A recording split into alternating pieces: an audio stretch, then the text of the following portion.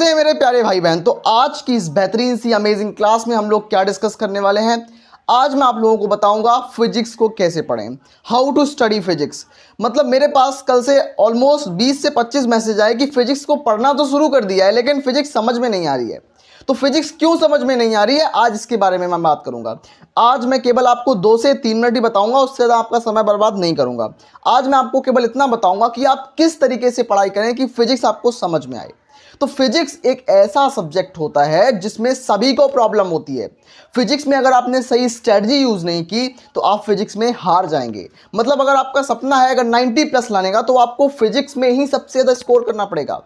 बहुत से बच्चों को देखा है जिनकी हिंदी बहुत स्ट्रांग होती है, इंग्लिश स्ट्रांग होती है, केमिस्ट्री स्ट्रांग हो जाती है, मैथ्स या बायो भी स्ट्रांग हो जाती है, लेकिन फिजिक्स छूट जाती है।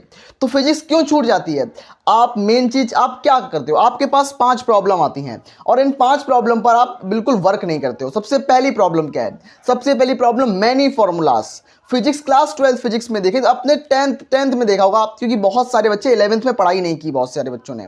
तो ऐसे कौन से बच्चे हैं जिन्होंने 11th क्लास अपनी वेस्ट कर दी है? मुझे कमेंट बताना आप लोग, ताकि मैं जान पाऊं आप लोगों को कि कितने बच्चों ने अपनी 11th को वेस्ट कर दिया है। उस हिसाब से मैं थोड़ा अपना आइडिया भी लगाऊंगा और उस लेवल का पढ़ाऊंगा। तो 10th में तो बहुत कम फॉर्मूले होते हैं। 10th हमारा बोर्ड एग्जामिनेशन होता है तो वहां पर बहुत अच्छे हम नंबर भी स्कोर कर लेते हैं।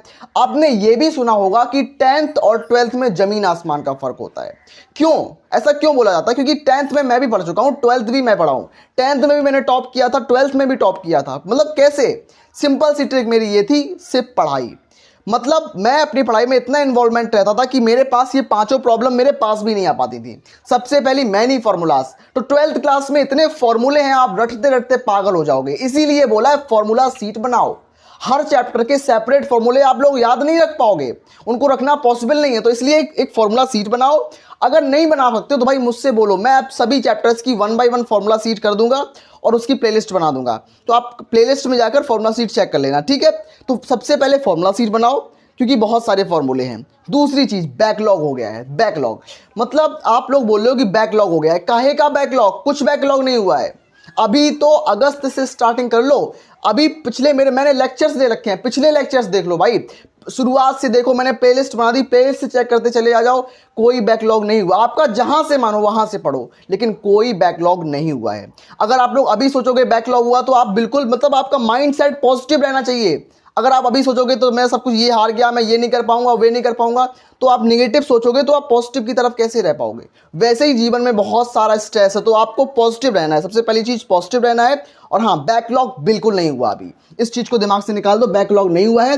टाइम मैनेजमेंट के लिए मैंने फॉर्मूलाज के लिए मैंने फॉर्मूला सीट आपको दे दूंगा, फॉर्मूला सीट तैयार करूंगा और बस आपको देख लेना है फॉर्मूला सीट। और हाँ, देख के आपको उसको लिखना भी है अपने कॉपी में। ये नहीं बस देख लिया हो गया, देखने से काम नहीं चलता है। उसको कॉपी पर प्रॉपर लिखो, उसको मल्टीपल टाइम्स रिवीजन करो ताकि वो आपको याद हो जाए।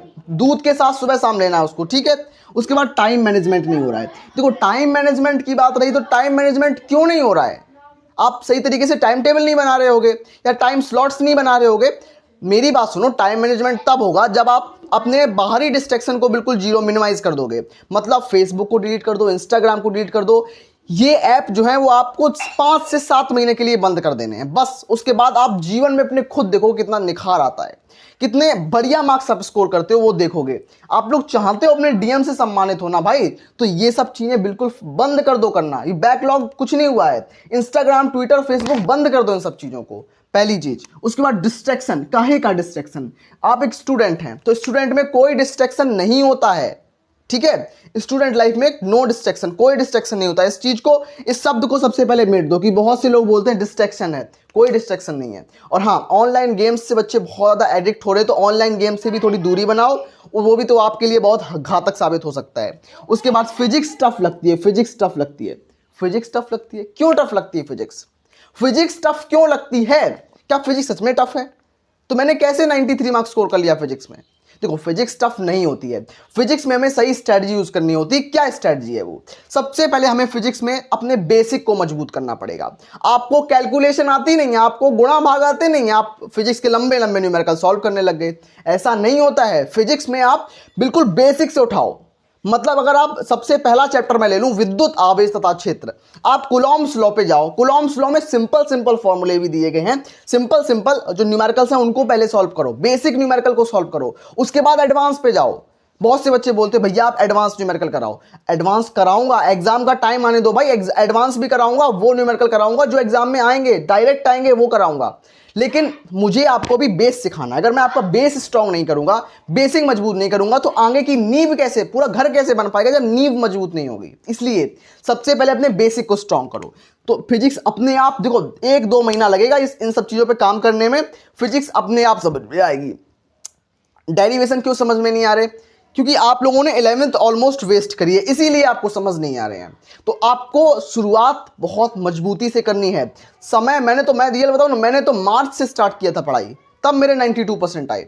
तो आप लोग अभी से शुरुआत करो, अभी से भी आप लोग ला सकते हो। अगर आप राइटिंग पे और आप लोग ध्यान देना, राइटिंग भी इंपॉर्टेंट है, राइटिंग भी बहुत अच्छा रोल प्ले करती है।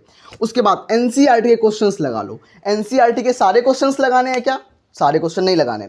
एनसीईआरटी के सारे क्वेश्चंस नहीं लगाने, क्योंकि हम बोर्ड लेवल की पढ़ाई कर रहे हैं, हम बोर्ड एग्जाम्स की तैयारी कर रहे हैं, ना कि नीट जेईई की तैयारी कर रहे हैं। तो जो बच्चे नीट जेईई की तैयारी कर रहे हैं वो सारे एनसीईआरटी क्वेश्चन लगाएंगे, लेकिन हमें सारे क्वेश्चन नहीं लगाने हैं। हमें केवल वो सिलेक्टेड क्वेश्चन लगाने जो हमारे बोर्ड एग्जाम्स में आते हैं। सारे क्वेश्चन हमें नहीं करने, क्योंकि वो हमारे लिए वेस्टेज होंगे।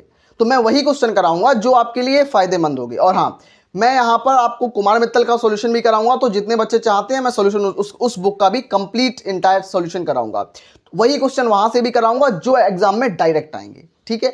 उसके बाद क्या हमेशा इजी प्रश्न से शुरुआत करो। देखो, जब आप फिजिक्स पढ़ते हो तो आप सोचते हो कि मैं सबसे पहले टफ क्वेश्चन सॉल्व कर लूंगा, उसके बाद इजी करूंगा। ऐसा नहीं होता है। सबसे पहले इजी क्वेश्चन सॉल्व करो, सबसे पहले आप इजी क्वेश्चन सॉल्व करो, इजी क्वेश्चन सॉल्व करो, उसके बाद थोड़ा मॉडरेट क्वेश्चन सॉल्व करो, उसके बाद थोड़ा टफ क्वेश्चन सॉल्व करो। मतलब इस तरीके से आप पढ़ाई करो, ठीक है। इसमें क्या होता है, इजी, मॉडरेट, टफ।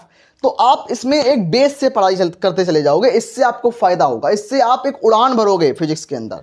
दूसरी चीज, फिजिक्स को रटना नहीं है। बहुत से बच्चे रटना शुरू कर देते हैं। मतलब मैंने देखा है कि आप लोग, आपके सामने जब टीचर आपको पढ़ा रहा है तो आपको सब कुछ समझ में आ रहा है, लेकिन थोड़ी देर बाद, जैसे मैं आपको डेरिवेशन करा रहा हूं यहां पर, तो डेरिवेशन कराने के टाइम आपको पूरी डेरिवेशन समझ में आ रही है, लेकिन आप खुद से उसको नहीं लिख पा रहे हो। क्यों नहीं लिख पा रहे हो? उसके पीछे का रीजन यही है कि आप उसको रटने लगते हो। रटना नहीं है, फिजिक्स में रटना एक पाप है। तो क्या होता है, फिजिक्स को समझना होता है कि कैसे क्या हुआ। फिजिक्स का मतलब ही क्या होता है? फिजिक्स का मतलब होता है फिजिकल फिनोमेना, जो हमारे आसपास भौतिक घटनाएं हो रही हैं। मतलब सूरज का उगना, तारों का टिमटिमाना, पक्षियों का चहचहाना, और जो भी हो रहा है, जो भी ध्वनि आसपास बज रही है, जो भी मेरे पास यहाँ पर इलेक्ट्रिसिटी हमारे घर में आ रही है, वो सब कुछ फिजिक्स है।